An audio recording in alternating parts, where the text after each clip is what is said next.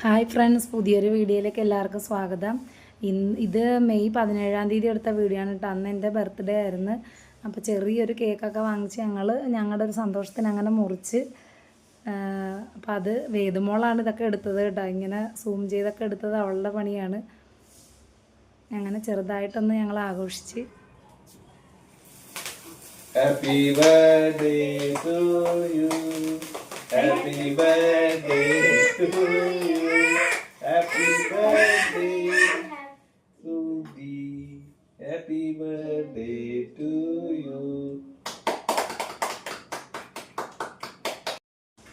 ദേവൂട്ട ആദ്യം കുറച്ച് അലമ്പൊക്കെ എടുത്ത് പിന്നെ വലിയ കുഴപ്പമില്ലാണ്ട് അടങ്ങി നിന്ന്. ആ മെഴുകുതിരിയൊക്കെ കത്തണം കണ്ടപ്പോഴത്തേനും പിന്നെ അതൊക്കെ ശ്രദ്ധിച്ച് അങ്ങനെ നിന്ന്. അങ്ങനെ കേക്കൊക്കെ എല്ലാവർക്കും കൊടുത്ത്.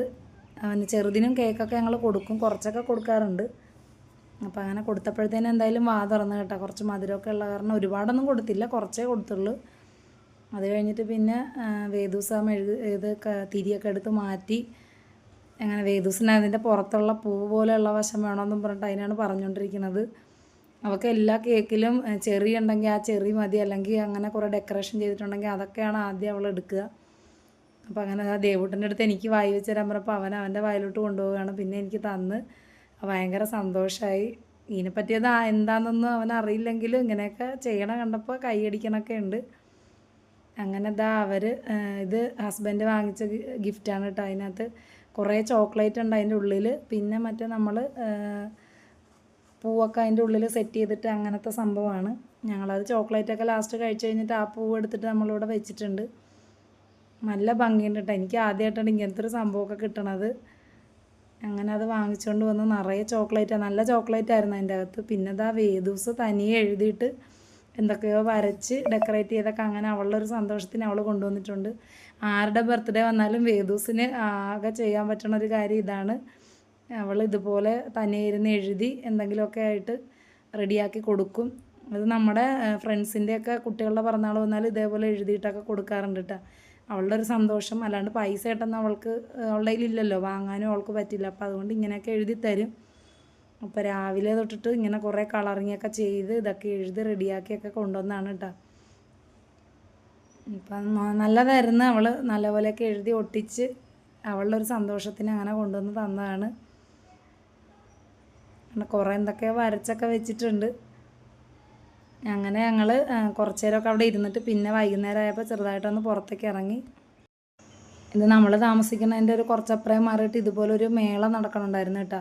ഇതിൽ ഞാൻ ആകപ്പാടെ ജീവിതത്തിൽ ഒരു പ്രാവശ്യം കയറിയിട്ടുള്ളൂ. അന്ന് ഭയങ്കരമായിട്ട് ഛർദ്ദിച്ച് ഭയങ്കര ബുദ്ധിമുട്ടായിപ്പോയി. പിന്നെ ഞാൻ കയറിയിട്ടേ ഇല്ല. അപ്പോൾ ഇവിടെ കുറച്ച് ഐറ്റംസൊക്കെ ഉണ്ടായിരുന്നു. വേദൂസിനും അതിൽ കയറാൻ പേടിയാന്ന് പറഞ്ഞു. പിന്നെ ബോട്ടിംഗ് ഒക്കെ ഉണ്ട്. അത് കുറച്ച് വേദുവിനേലും ഇത്തിരി ചെറിയ കുട്ടികളൊക്കെയാണ് അതിൽ ഇരുത്തിയിരിക്കണം. അവൾ അതിലൊന്നും കയറിയില്ല. അതിലൊന്നും കയറാൻ വലിയ താല്പര്യമൊന്നും ഇല്ലായിരുന്നു. പിന്നെ ഇതുപോലെയുള്ള റൗണ്ട് അങ്ങനത്തെ ഉണ്ട്. ഇതിലുമൊക്കെ കുറേ കയറാമെന്നൊക്കെ പറഞ്ഞ് എന്നെ വിളിച്ചു. പക്ഷേ എനിക്ക് പേടിയാണ്. എനിക്ക് ഇങ്ങനെയുള്ള ഡേഞ്ചർ സാധനങ്ങളിലൊക്കെ കയറാൻ ഭയങ്കര പേടിയുള്ള കൂട്ടത്തിലാണ്. ഞങ്ങളുടെ കൂട്ടത്തിൽ പേടിയില്ലാത്ത ആളാണ് ഈ കയറിയിരിക്കുന്നത്.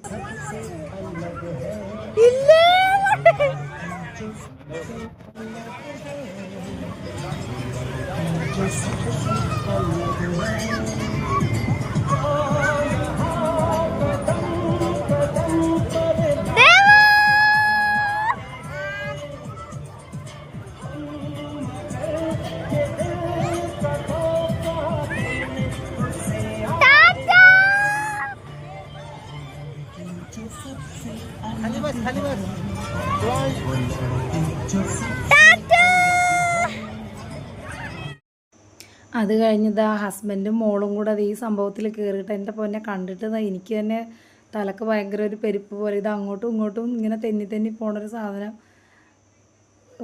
ചെറിയ കുട്ടികളൊക്കെ കയറിയിട്ടുണ്ട് കേട്ടോ. പക്ഷേ ഓരോരുത്തരുടെ ധൈര്യം പോലെ ഇരിക്കുമായിരിക്കും.